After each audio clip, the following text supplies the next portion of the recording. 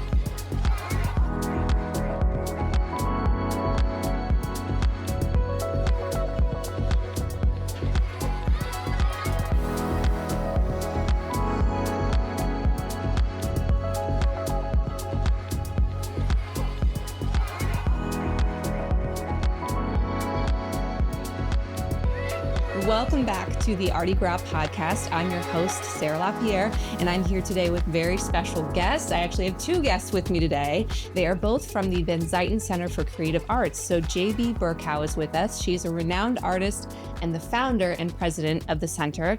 And then we also have rising star and hot shop manager, Grace. Say your last name for me again, Grace. Chapnik. Chapnik, thank you. I'm so terrible with the pronunciation, but thank you both for being here. Our pleasure. I appreciate it. I'm looking forward to this conversation and diving into it. There's so much about the center that is just a huge hub for artists and visitors. So I have lots of questions. But first, we're going to start with you, JB, and just kind of get into a little bit of background and how you got started. And so I've, wanted to know, you've had this incredible career in the arts, multi-genre, you work in various mediums, you've done a lot of business as an artist.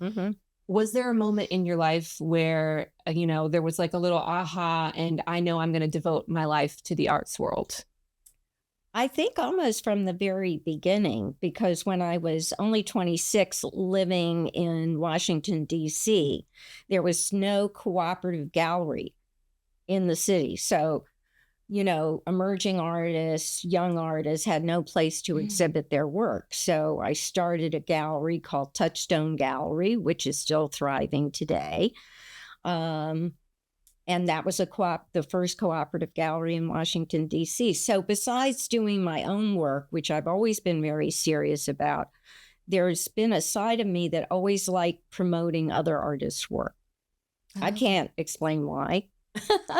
Well, community thrives together, right? Yeah. It's probably something that you innately recognize that rising tides raise all ships, as the saying goes, that if you're doing well and you can share some piece of knowledge. I know you're an author as well. Actually, you have several books available, one of which is about, being the business of the arts and the things that they didn't teach you in art school. Yeah, what they didn't teach you in art school. So it sounds like you really have devoted your career and your path in life to, in service to the arts, which is beautiful. And Grace, you and I maybe share a little bit of a similarity in story where you started as a painter, and I think you had an influence from your grandmother. Yes. And then now you've kind of really dove into the world switched up the career of glass. So tell us a little bit about your journey. Yeah, so I went to school for painting. I always thought since I was 10 years old, I'm going to be a painter. And I remember even at my senior year of high school, I met a ceramics guy and he said, "You're going to switch when you get to college." And I said, "You don't know me. I'm not going to switch to 3D art." He said that that's the best art that there is. And I went and I took a glass class. And I remember the first time I was in front of the furnace, I genuinely thought I was going to burn my hand off and I was going to sue the school for my art career. That never happened, but I got through it. And I was just so amazed, by this material. And and it pushes me in so many ways, physically, that I was like, this is such a fun art. And I just couldn't stop thinking about it. I kept taking all the classes. I ran out of classes to take by my sophomore year in glass. I was so enthralled.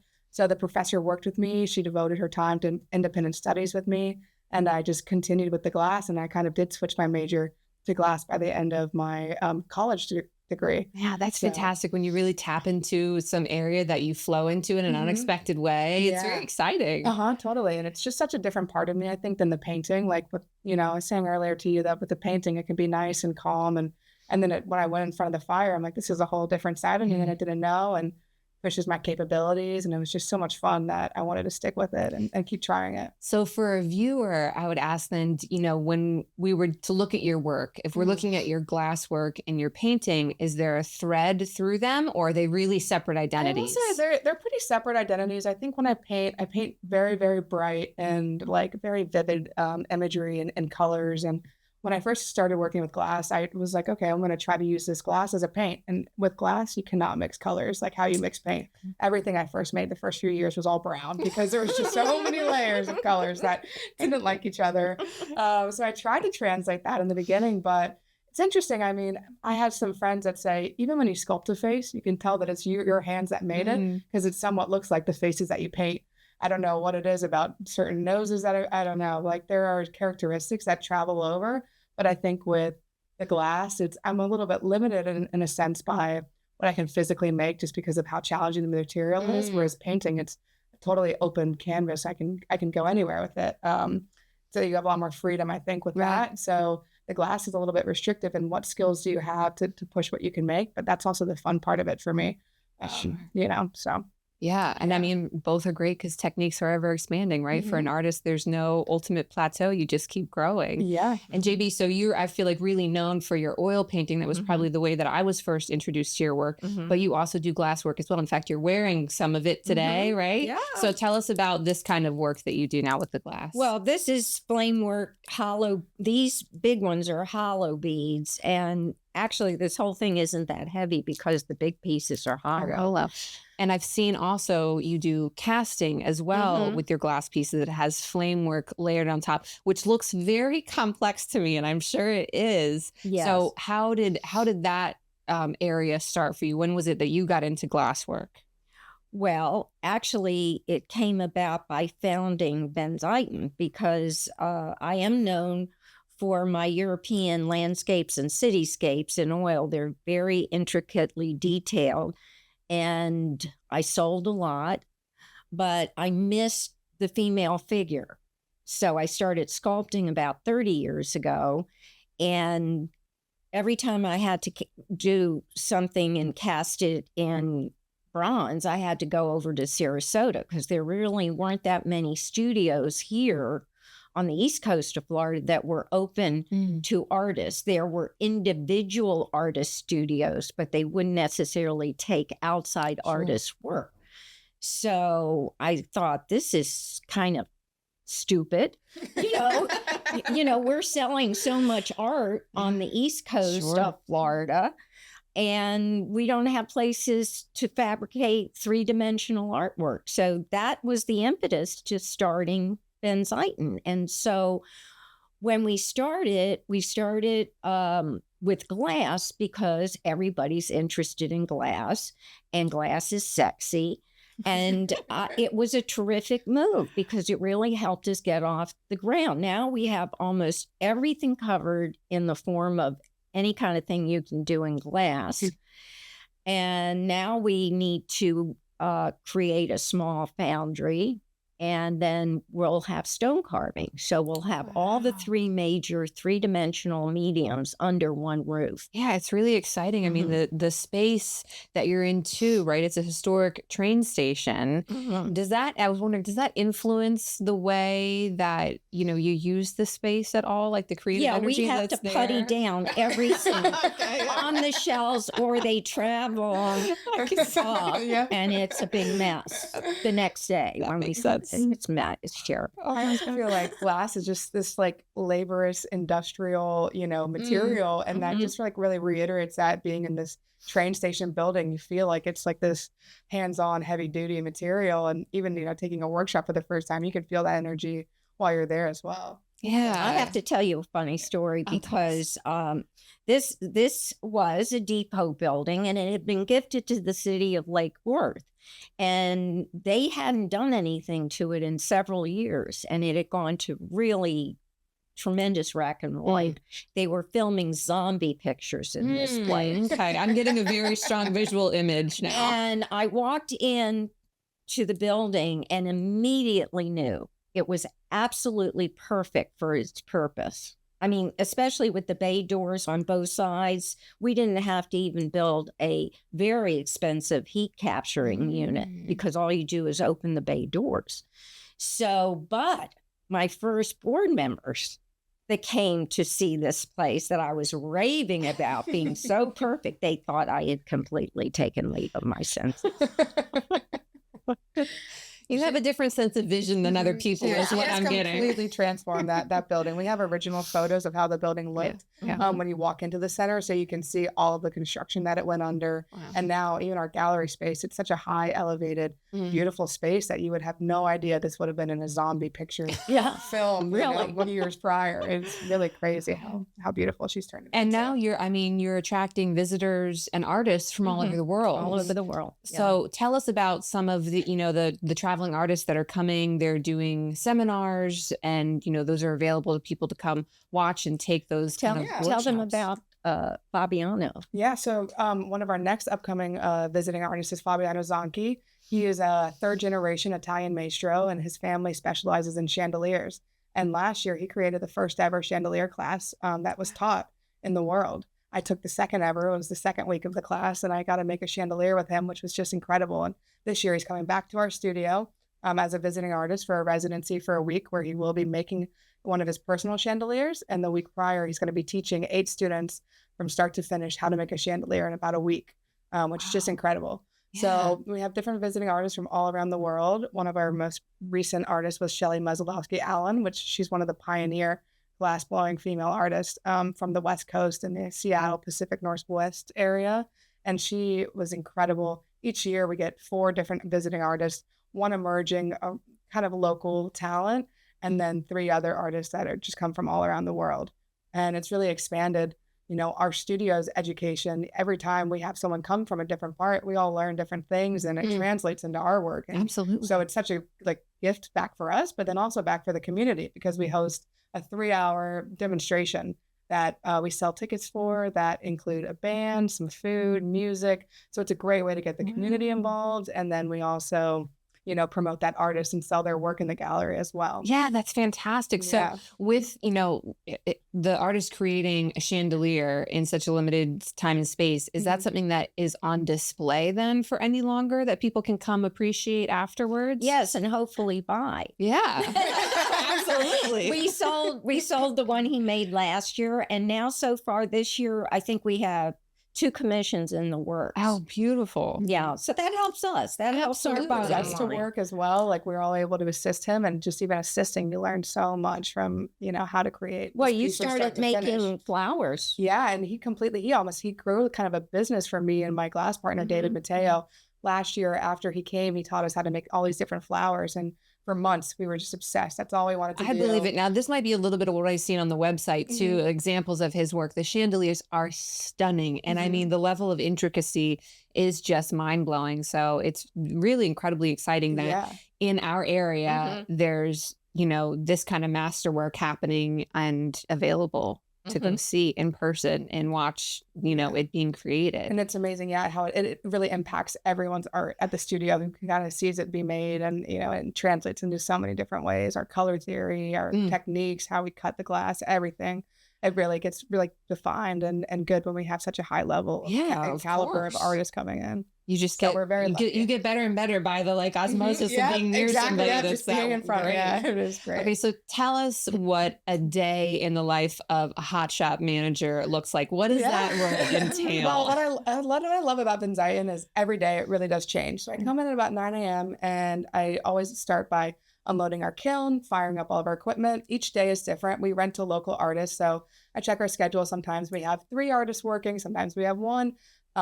It depends on my day. Sometimes I will be doing a demonstration for different local groups. So we give them a talk and we show them how we make a piece. We also teach classes. So some days I'm teaching classes or making production for our studio or gallery. So there's really every day there's a new challenge that we can tackle in there, which is a lot of fun. and we just make sure we take care of It's never boring. It's never boring. I bet it doesn't sound like it. Yeah, really. Yep. It's a changing job. So I wanted to talk a little bit about the founding again.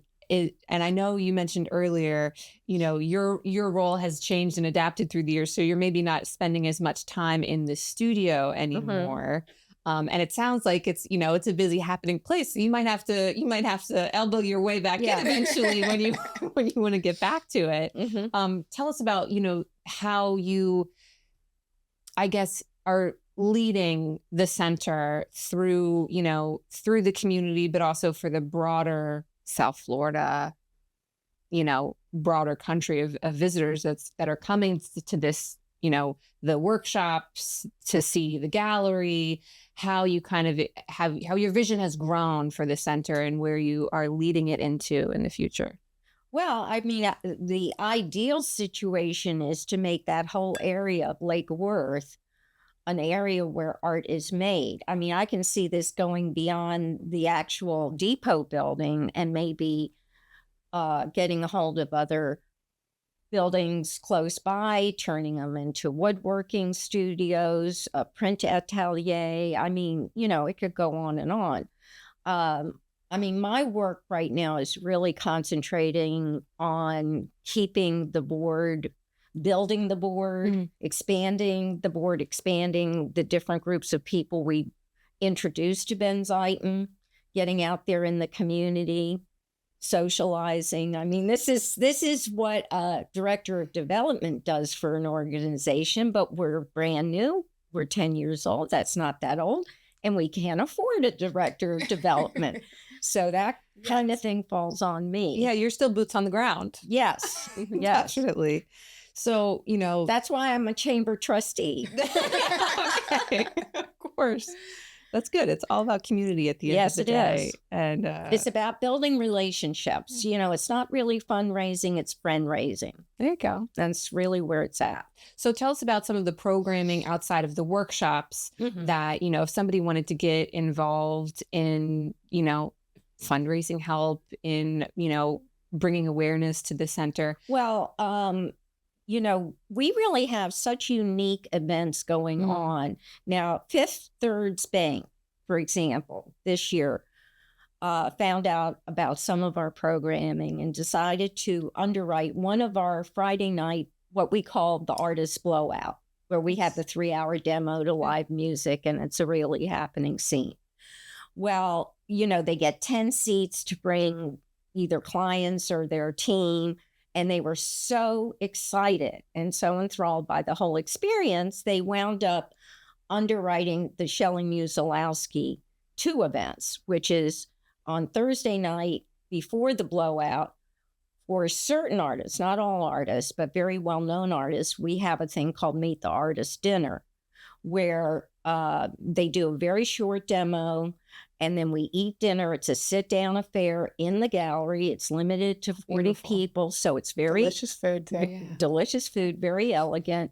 And then the artist does a PowerPoint lecture, short, not long, takes questions, and it's really a unique experience. So Fifth Thirds was really thrilled to be a part of that, because that's the kind of thing I think the businesses like to pay back, either with their team or their high-end clients, to invite them to something unique like that. Absolutely. Something, very memorable. Yes, very memorable. And so unique to the area. Like you said, these kind of creative centers are not just everywhere you go. They're very, special and unique. So that sounds like and we do an event for the symphony every year. And what is it? Do you have players come, or glass blowers go? They provide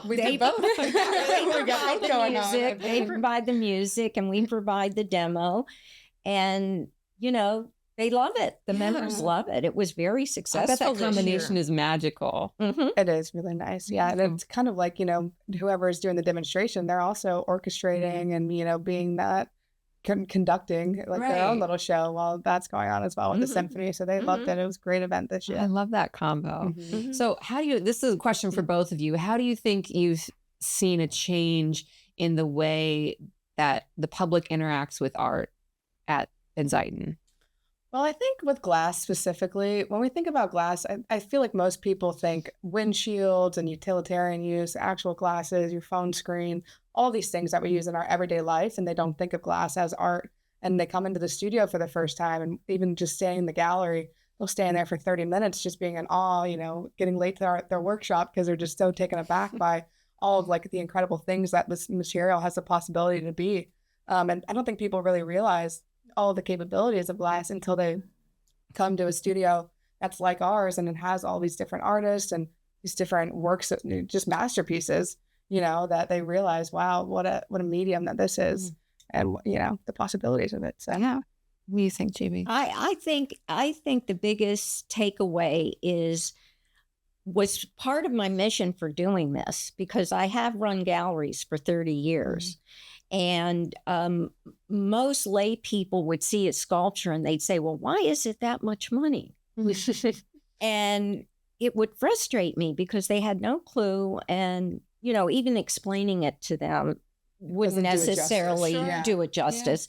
So part of what I wanted to do was to have classes, to have these demos, to let the people come and see what hard work it is, how many years it takes for an artist to get good at just doing a simple thing like a flower. It took you hours and days and months to get really proficient at it. Well, it's like the question that I feel like some artists dread and some others don't care about it, but the question of like, how long did this piece take you? Yeah. And my answer is usually when somebody asks about my work, it took me 15 years. Exactly. We're not counting the hours that went into just this one thing, because all the hours before it mattered to get to here. To get to that muscle memory that you've developed to be able to create that.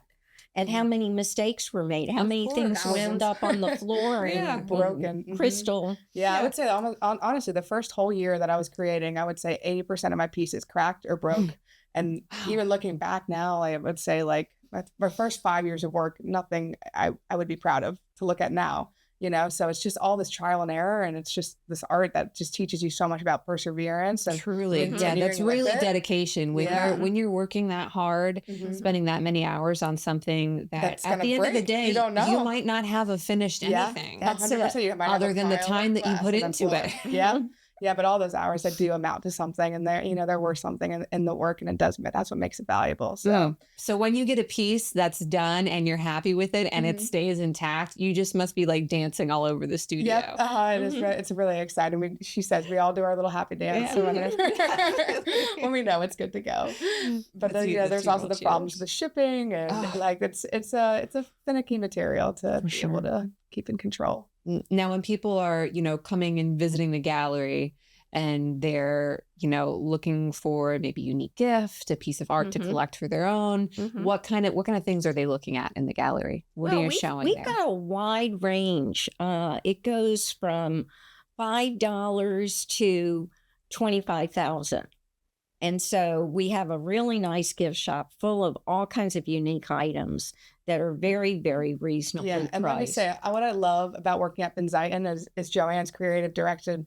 Like, for example, right now it's spring and she's asked me to make some bunnies. And so she said, just have fun and figure out how to make some bunnies. And it's like, this is playtime for me. This doesn't feel like work at all. I can't believe this is my job. And it teaches me how to sculpt. And now we have all these arrays of just different kinds of bunnies because she, it's a dynamic, moving, and she trusts her artist to bring some sort of vision to life. And so we have that creative direction that we're allowed to take and those risks, and while we're learning and playing and experimenting, and then it reflects in the art.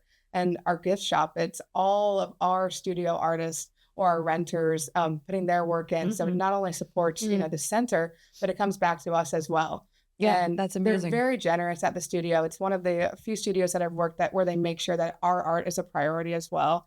Joanne gives us 4 hours a week, each week in the studio, which is extremely valuable time to make our own work. And we work with each other.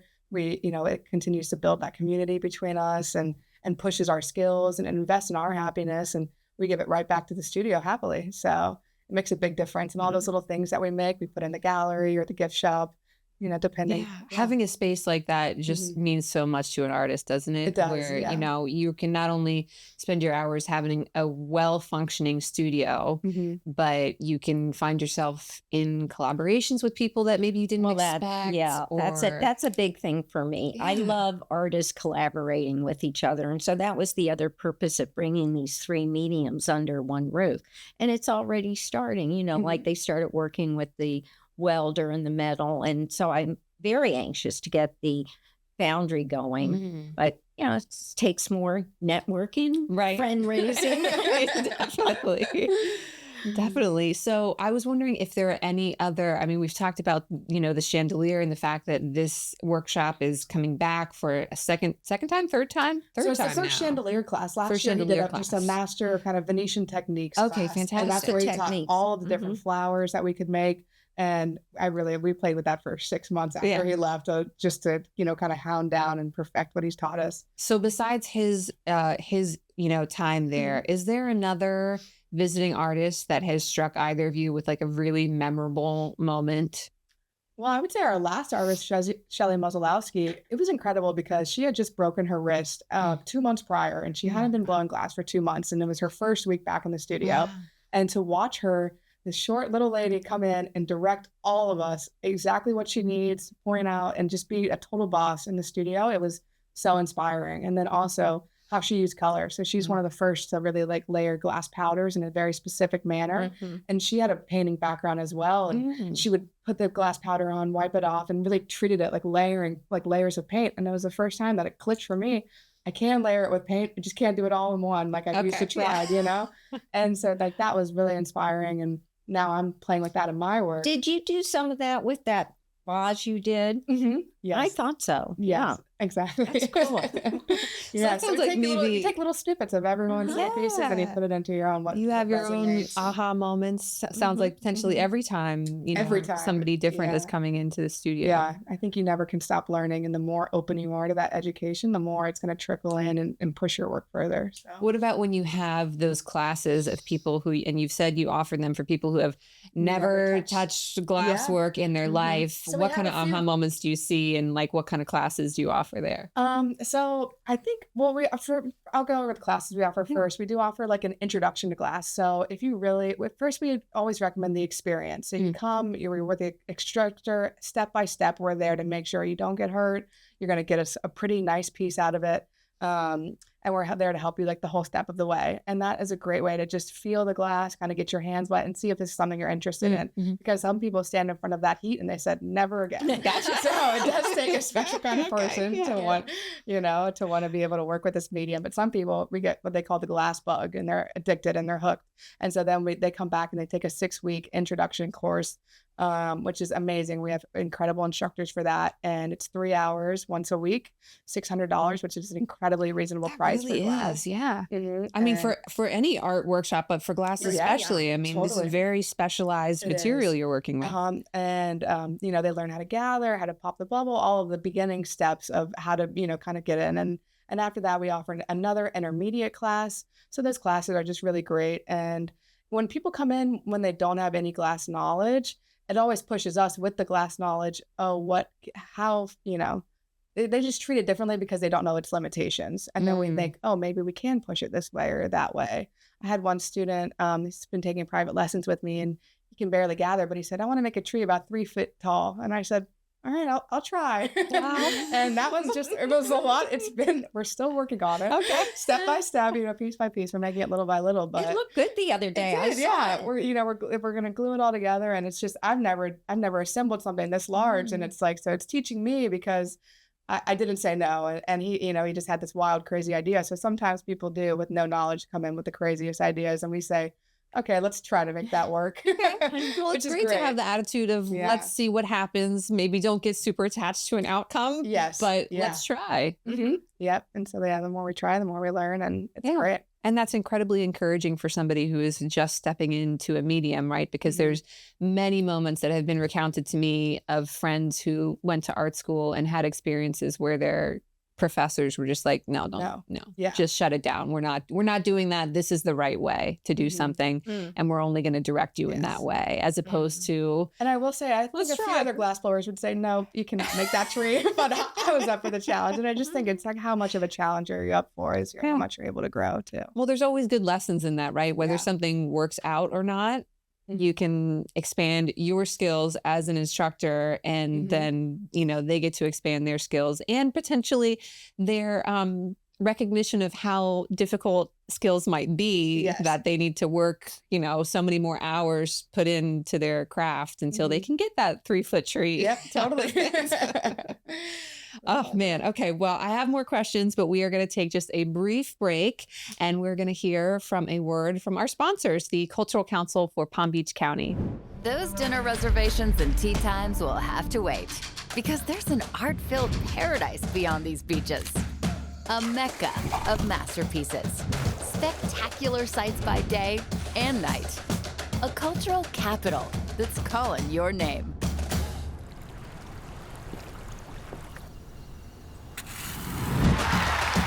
See so much more than you came for in the Palm Beaches.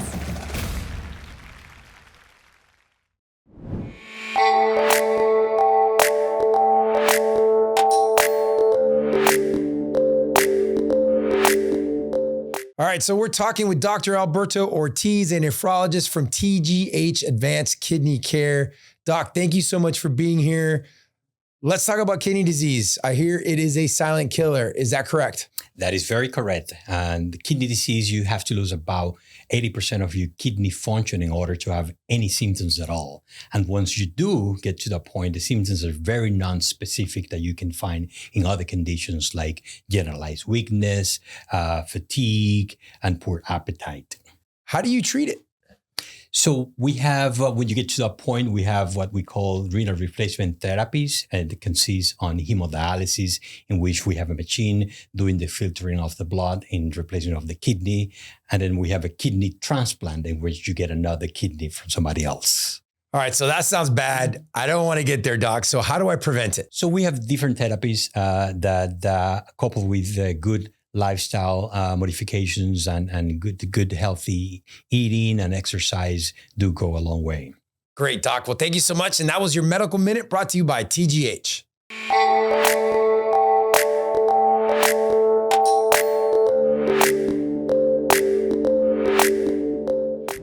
So I'm going to talk about more the magic of glass blowing. And first, I'm going to direct this at you, JB.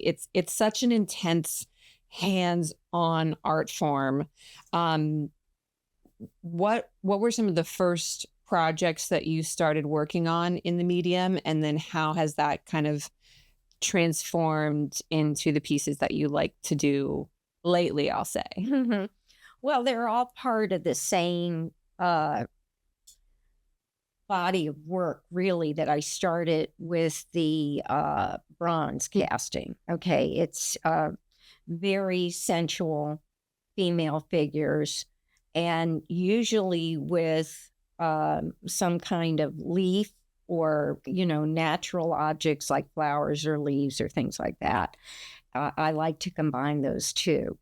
And so I started with this simple, it was 11 inches, just a bust of a woman with hair going crazy, because I love that. And so that became my summer, spring, winter, and fall series.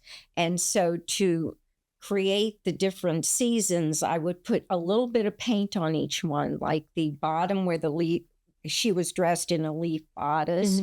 For summer, I kind of use some green paint, very, very lightly, but it stains the glass. It almost makes it look like green glass if you do it right. If you use the right transparent oil colors, it can really have a beautiful effect. See, and I didn't realize that because I looked at the pieces on the website and I didn't realize that they were painted. Yes. Because they look like, colored glass. Yeah, I'm not the only one that does this. The other artists do. You have to be careful because you can't You can't use too solid a color because it will come through the glass and Just it take will away all the glass quality. Okay. Yeah. So you have to be careful. It took a bit of learning to figure out how to do it. And, I create the eyes and a little bit of, mouth color, and the tips of her hair like her green. And then I'll do some roses because roses are a summer flower. And once I do the roses in the flame working studio, or the fall leaves, or the crystals for snow,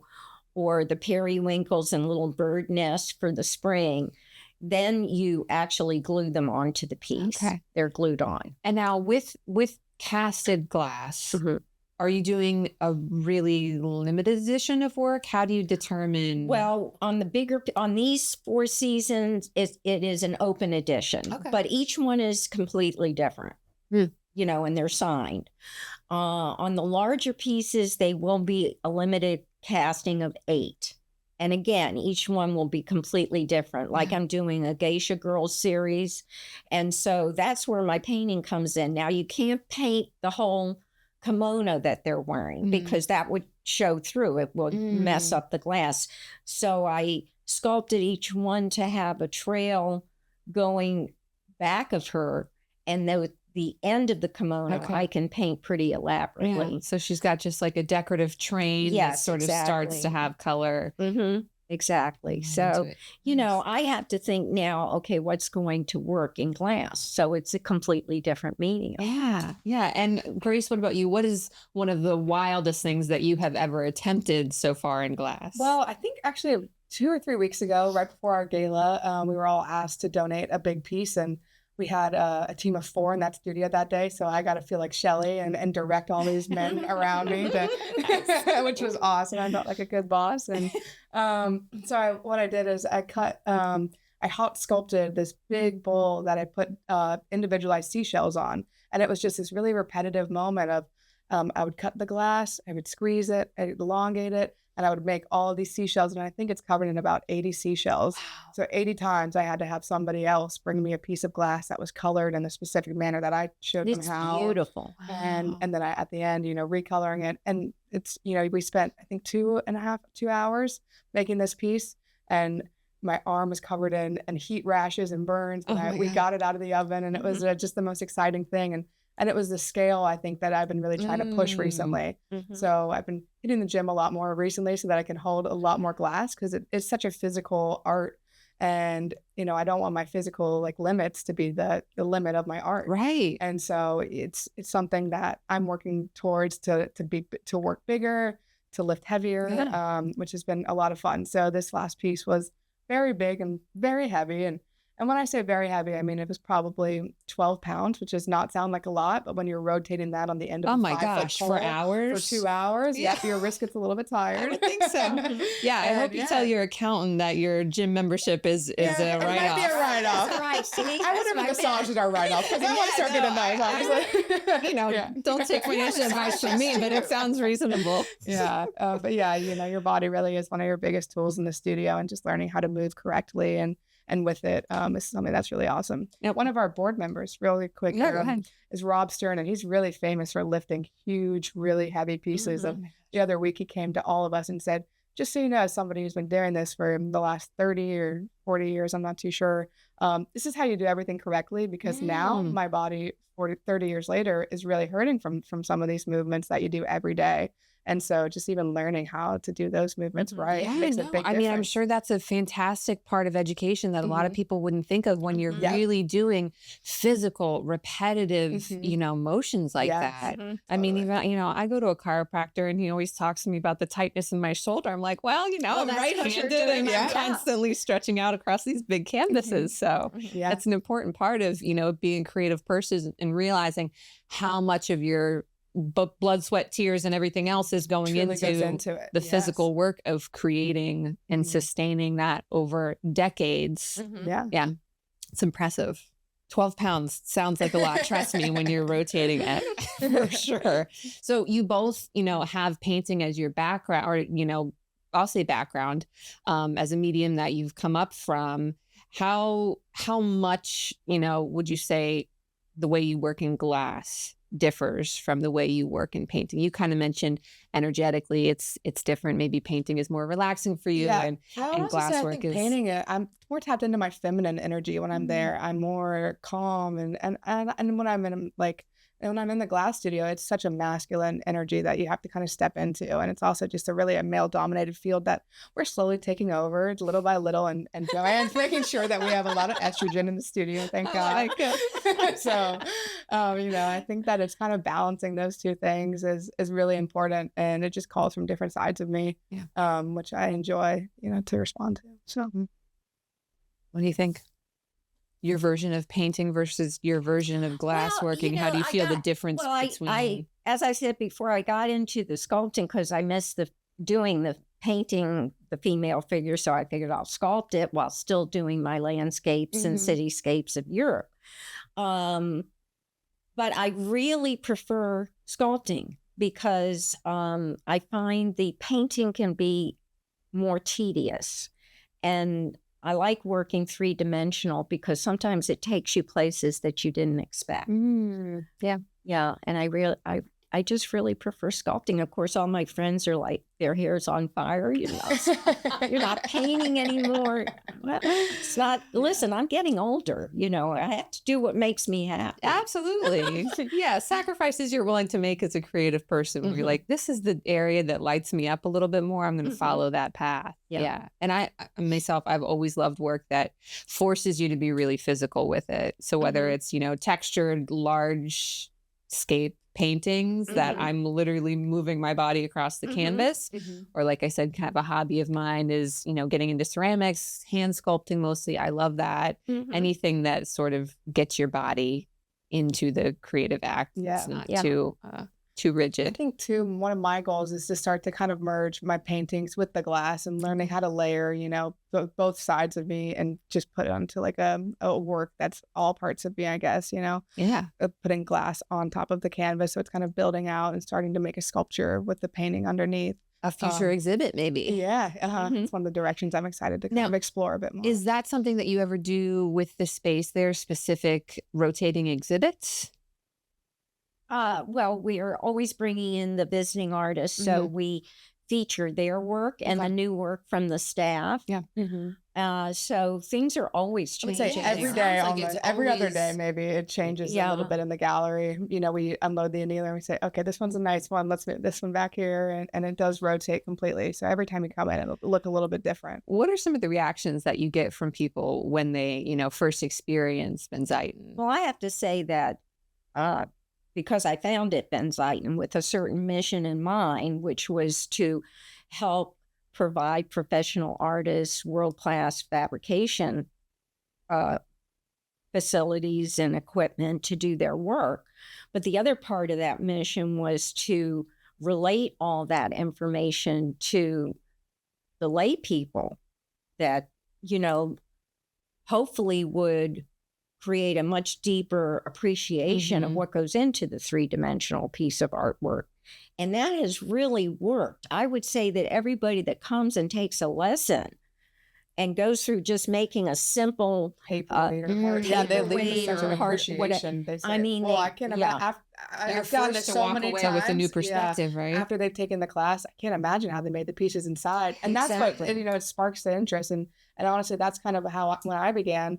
After you learn how hard it is just to get a little bit of tiny piece of glass out of the furnace, and then you think, how do the people who make these lifelike like fish and 10 feet tall sculptures out of glass? It blows your mind, and you just have to figure out. It's like this puzzle that I will continue to we try to figure out for the rest of our lives. It's this so it's very rewarding for me as the founder to have pretty much accomplished. Yeah, that vision has come to fruition where people are having it really has the education, the positive, your artists are getting the positive feedback that they're like, wow, we really have a deeper understanding of, like you said, what goes into creating these works and the requirements of the facilities. And we help professional artists, which was a big part of it. But like Josh Freitas, who does all the art fairs all around, and he came from California he had a girlfriend here, but he was so thrilled to learn about Benzaiten. He's been with us almost from the beginning since we've been open. And I mean, to set up a home your own studio with this kind of equipment and annealing, it's tens of thousands of dollars. And most artists don't want to do that. They don't want to be responsible for maintaining it. And so that's part of the whole mission of what we do. Yeah. And they don't want to have to tell their insurance provider. Exactly. They have this on their property. I mean, it's not like opening up a painting studio. Not at all. This is all. So this could be a question for either of you or both of you if something pops to mind. Is there a piece of art that you've created that expanded your creativity in an unexpected way? Answer that one. Well, I think this is a fun story. We were attempting to cast one of my bigger figures. I mean, it's like 26 inches tall. I mean, it's pretty big for a glass cast piece. And it came out of the annealer, and it had this flashing all over it. Okay, flashing is when there's a little crack in the encasement mold where the glass seeps out, and it kind of creates this flare. It's kind of hard to describe, but anyway, he was going to, Jose, who's our glass caster, was going to try to remove all that. And I said, no. I know the second I saw it, I knew exactly what I wanted to do with it. So I painted that portion green, and then proceeded to do all vines coming up her legs, because she had tiny fissures coming up her legs, and I created vines and roses and, and so sometimes, I think the material. It's the most appreciated piece I've done so far. Really? Wow. See, and those are those, Bob Ross happy accident moments. Happy accidents. Yes, definitely. That's really cool that you get to turn into, something unexpected. Grace, I want to ask about, you've studied glass techniques in Italy, Murano, and beyond. Is there an unexpected lesson that you've received? I guess just lesson-wise, I think so many things from glass translates to life, and that is kind of unexpected. I mean, I was talking earlier about how it really teaches you to let go. You can't control whether things crack. It teaches you to kind of move with the flow. Like every place that I've been, a lot of these lessons about life are just translated through the glass. And I just think that that's become just such a good teacher for me. It's a never ending teacher. And that I would say would be my unexpected lesson, is that what can I take from this art that translates to my life and makes me a better human, not only a better artist in the medium, but a better person, I guess. Yeah, that's fantastic. I love that answer.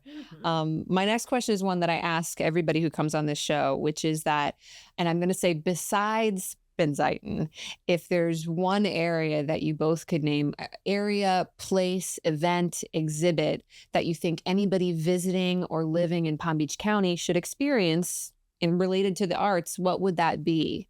Could be a public piece of artwork, could be something in a museum, could be the museum itself, any of these places. I discovered W. Moda, the Wiener Museum of Decorative Arts, about 5 years ago, and I've been bringing people down there ever since. Right now it's one man's collection, but it's going to expand from that. And he started with ceramics, going from the early art form of ceramics in the 1500s, I think, all the way up to the present. And now he's collecting glass. He wants to move to Lake Worth. He wants to build a permanent museum. He's been renting space up till now. So he wants to build this huge museum. In fact, he's already partnered with Chihuly to do an installation like they have on the west coast of Florida. So this could be a major game changer for Lake Worth and for the arts in our area. Absolutely. So I'm very excited about that. That's wonderful to hear. I love that. Something new. Yeah. I was to say, in the past, we've partnered with the Cornell Art Museum in Delray, so a little bit farther than Palm Beach, but that was it. We had a hot glass exhibition where some of our people that work at the studio and different local artists from all around Florida exhibited some of their hot glass, which was just incredible to see, like the range and honestly, even how it connected everybody's work kind of felt underneath. There was like this invisible thread that Florida put into all of us and that we put into our work. So that was a great show to see. And they have rotating different exhibitions going up. Yeah, that's a great one too. That. So getting closer to the end of the show, which has been so great to talk with you both. And I've learned a lot about the center, and I know our audience is going to be excited to connect with it.